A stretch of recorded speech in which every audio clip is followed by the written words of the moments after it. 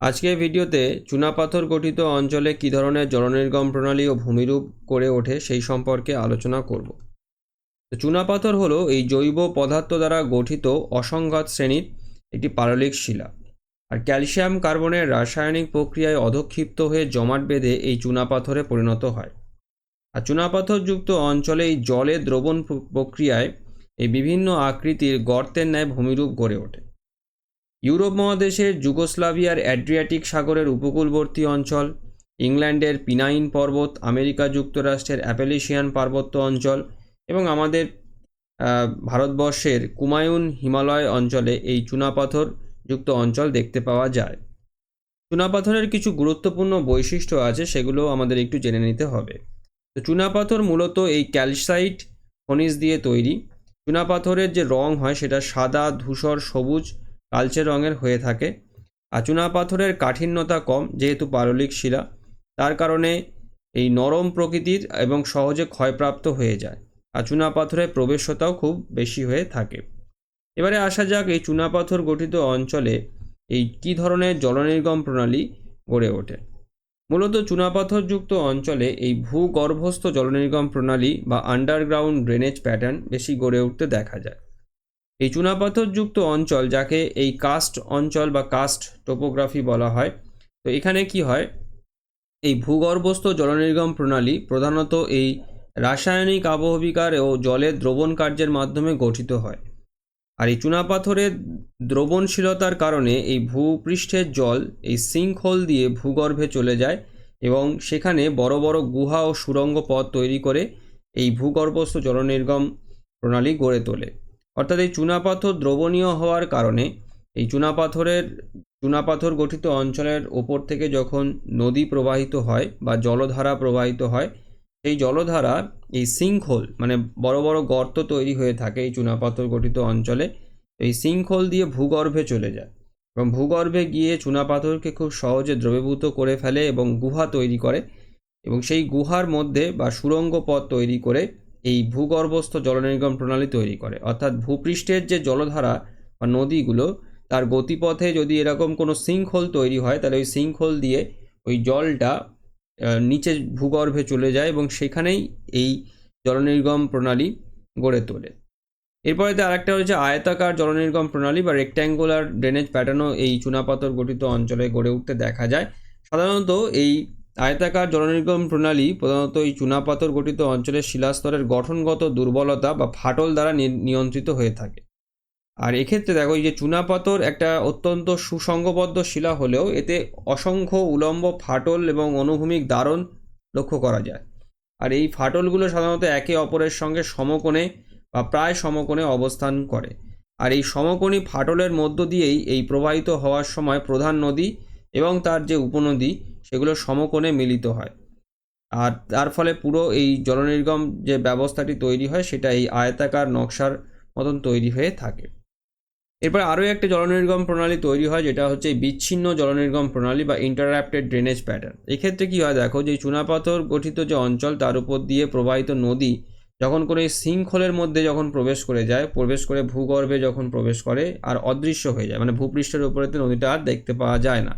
আবার কিছু দূর পরেতে গিয়ে ভূপৃষ্ঠে সেটা আবার উন্মুক্ত হয়ে যায় কোনো এক ফাটল বা ছিদ্রপথ দিয়ে চুনাপাথর গঠিত অঞ্চলে, সেখান থেকে নদীটা আবার ভূপৃষ্ঠেতে উন্মুক্ত হয়ে যায়।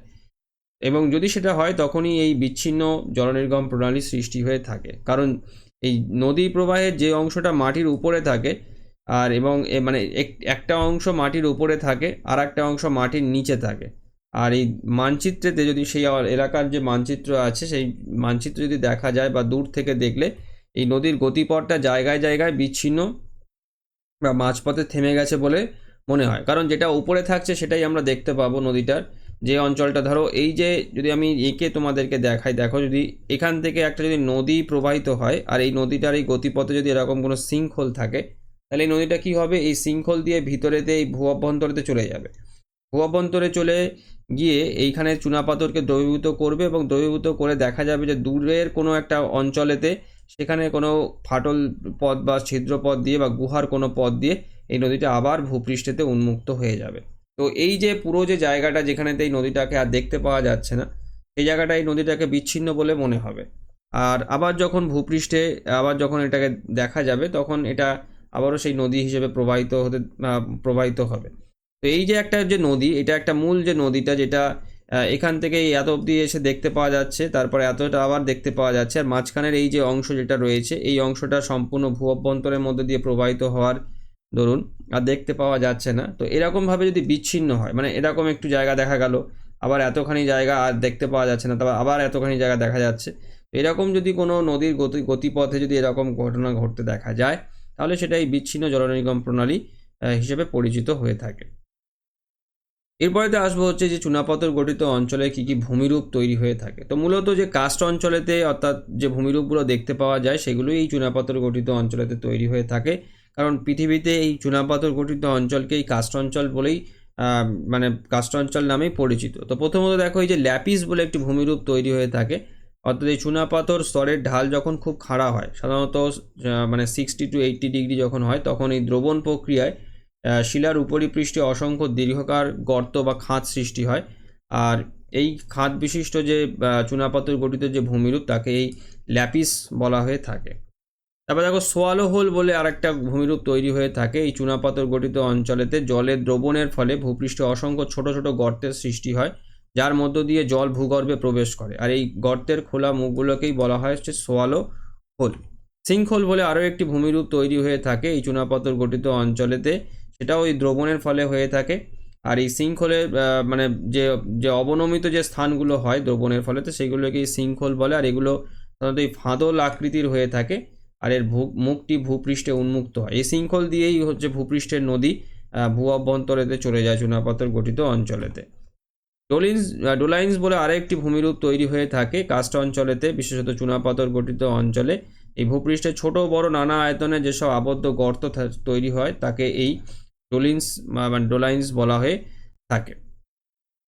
এরপর দেখো, উভালা ও পলিয়ে বলে আরও একটি ভূমিরূপ তৈরি হয়, যেই অনেক সময় দেখা যায় যে ডোলাইনগুলি, এগুলো আয়তন ও গভীরতায় ক্রমশ বাড়তে থাকে, এবং একসময় দুই বা তার বেশি ডোলাইন পরস্পর মিলে গিয়ে এই বৃহৎ আকৃতির আবদ্ধ গর্তের সৃষ্টি করে, তাকে এই উভালা বলা হয়ে থাকে। আর এই উভালাও যখন আরও বাড়তে থাকে, মানে উভালার তুলনায় আরও বড় যে আবদ্ধ গর্ত হয়, সেই গর্তগুলোকে বলা হয় এই পলিয়ে। চুনাপাথর গঠিত অঞ্চলেতে এই যে দ্রবণ প্রক্রিয়া, রাসায়নিক আবহবিকার এই দ্রবণ প্রক্রিয়াটা যত সময়ের সঙ্গে সঙ্গে চলতে থাকে, তত এই গর্তগুলোর আকৃতি আরও আস্তে আস্তে বাড়তে থাকে এবং সুবৃহৎ হতে থাকে। তো দেখো, এখানে যে ছবিটা আছে, এই ছবিটাতে বিভিন্ন দেখো এই ভূমিরূপ যেগুলো হয়, সেই ভূমিরূপগুলোর এই গুলোকে এখানে দেখানো হয়েছে। দেখো, এই যে এই জায়গাটা হচ্ছে সোয়ালো হোল, সিঙ্ক হোল, এই যে গর্তগুলো যেগুলো তৈরি হয়েছে। এবং দেখো, এই যে ডোলিন বলে যেটা আমি বললাম এক্ষুনি, যে ডোলিন, এবার ডোলিনের পরে দেখো তার থেকে একটু বড় যে গর্ত, যেগুলো মানে যখন একসঙ্গে দু তিনটে ডোলিন একসঙ্গে ডোলাইন যখন একসঙ্গে যুক্ত হয়ে যায়, তখন এই উভালা তৈরি হয়। এবার উভালার থেকে দেখো আরও যে বড় যে অবনমিত যে গর্তগুলো হয়, যেটাকে আমরা এই পলিয়ে বলছি। তো এরকম ভূপৃষ্ঠের ওপরেতে এরকম মানে গর্ত তৈরি হয়ে থাকে, ছোট বড় বিভিন্ন গর্ত তৈরি হয়ে থাকে এই চুনাপাথর গঠিত অঞ্চলে। এবার দেখো, আরও একটি ভূমিরূপ তৈরি হয়, যেটাকে কাস্ট জানালা বলা হয়। এই চুনাপাথর গঠিত অঞ্চলে এই নদী ভূ অভ্যন্তরে সুড়ঙ্গ তৈরি করে প্রবাহিত হয়, এবং এই সুড়ঙ্গের ছাদটি যদি স্থানে স্থানে ধসে যায়, তাহলে একটা জানালা দিয়ে যেরকম বাইরের দিকে দেখা যায়, ঠিক তেমনভাবে ওই ভূপৃষ্ঠ থেকে ওই ভিতরের ভূ অভ্যন্তরে যে নদীটি, সেই নদীটিকে দেখতে পাওয়া যায়। এইটাকেই এই কাস্ট জানালা বলা হয়ে থাকে। আরেকটা আছে গুহা চুনাপাথর গঠিত অঞ্চলেতে খুবই মানে একটা কমন ভূমিরূপ বলতে পারো, যে এই ভূপৃষ্ঠে প্রবেশপথ আছে এমন ভূগর্ভের শূন্যস্থানকে এই গুহা বলে। আর চুনাপাথর গঠিত অঞ্চলে জলের দ্রবণ কার্যের ফলে এরকম গুহা তৈরি হয়ে থাকে। আর এই গুহার মধ্যে কিছু ভূমিরূপ তৈরি হয়, যেগুলোকে সম্মিলিতভাবে ড্রিপ স্টোন বলা হয়ে থাকে। অর্থাৎ এই গুহার যে ছাদ হয়, সেই ছাদ থেকে জল চুইয়ে পড়ার সময় এই চুনাপাথর ফোঁটা ফোঁটা রূপে পড়ে যেসব ভূমিরূপ তৈরি করে, তাকে এই ড্রিপ স্টোন বলা হয়ে থাকে। এর মধ্যে দেখো, এই স্ট্যালাকটাইট, স্ট্যালাগমাইট, পিলারের মতন ভূমিরূপ যেগুলো, সেগুলো খুব উল্লেখযোগ্য। স্ট্যালাকটাইট যেটা হয় কি, যে চুনাপাথরের স্তরেতে গুহার ছাদ থেকে নিচের দিকে নামানো দীর্ঘ স্তম্ভের মতো যে চুনের যে ঝুড়িগুলো তৈরি হয়, সেগুলোকে স্ট্যালাকটাইট বলে। আর স্ট্যালাগমাইট হচ্ছে এই যে চুন মিশ্রিত জলের ফোঁটা গুহার ছাদ থেকে মানে স্ট্যালাকটাইটের গা বেয়ে যদি নিচের মেঝেতে, মানে গুহার যে মেঝে, সেই মেঝেতে যখন পড়ে, তখন কালক্রমে এই ফোঁটাগুলো মধ্যে থাকা যে চুন সেটা জমে জমে এই চুনের স্তম্ভ তৈরি হয়, যেটাকে স্ট্যালাগমাইট বলে। মনে রাখবে স্ট্যালাকটাইট গুহার ছাদ থেকে নিচের দিকে ওই চুনের ঝুড়িগুলো ঝুলতে থাকে, আর স্ট্যালাগমাইট হলো ওই চুনের যে চুন মিশ্রিত জলের ফোঁটাটা যখন নিচে পড়ে তখন সেই চুনটা, জলের মধ্যে থাকা চুনটা জমে জমে নিচ থেকে ওপরের দিকে স্তম্ভগুলো তৈরি হয়। আর পিলার হচ্ছে যখন একটা স্ট্যালাকটাইট আর স্ট্যালাগমাইট যখন জুড়ে যায়, অনেক ক্ষেত্রেই দেখা যায় যে ওপর থেকে একটা স্ট্যালাকটাইট নামছে আর নিচ থেকে একটা স্ট্যালাগমাইট বাড়ছে, তো সেক্ষেত্রে জুড়ে যায়, জুড়ে গিয়ে তখন এই স্তম্ভ বা কেপ পিলার তৈরি করে থাকে। এই ছবিটা দেখো, ছবিটা দেখলে তোমরা খুব ভালো করে বুঝতে পারবে। দেখো এইটা একদম মানে ভূপৃষ্ঠ, মানে চুনাপাথরের গঠিত অঞ্চলেতে এটা একদম এই ভূপৃষ্ঠ যেটা রয়েছে, এই যে এবার এই ভূপৃষ্ঠতে দেখো এখানে থেকে সিঙ্কহোল তৈরি হয়েছে এই জায়গাটাতে, এখানটাতেও একটা সিঙ্কহোল রয়েছে। তো এই সিঙ্কহোল থেকে কী হয়, যেটা আমি আগেই বললাম যে এই সিঙ্কহোল দিয়ে নদী ভূগর্ভে চলে যায়, এবং ভূগর্ভে চলে গিয়ে দেখো এই যে পুরো যে এইখান থেকে যেটা তৈরি করেছে এটা একটা গুহা তৈরি করেছে একদম এই জায়গাটাতে। এবার এই গুহার মধ্যে দেখো এই যে ওপর থেকে এই যে ঝুড়িগুলো ঝুলছে এই চুন মিশ্রিত জলের, এটা হচ্ছে স্ট্যালাকটাইট, আর নিচেতে এই যে যেগুলো পড়ে এই যে নিচ থেকে যেগুলো বাড়ছে এগুলো হচ্ছে স্ট্যালাগমাইট।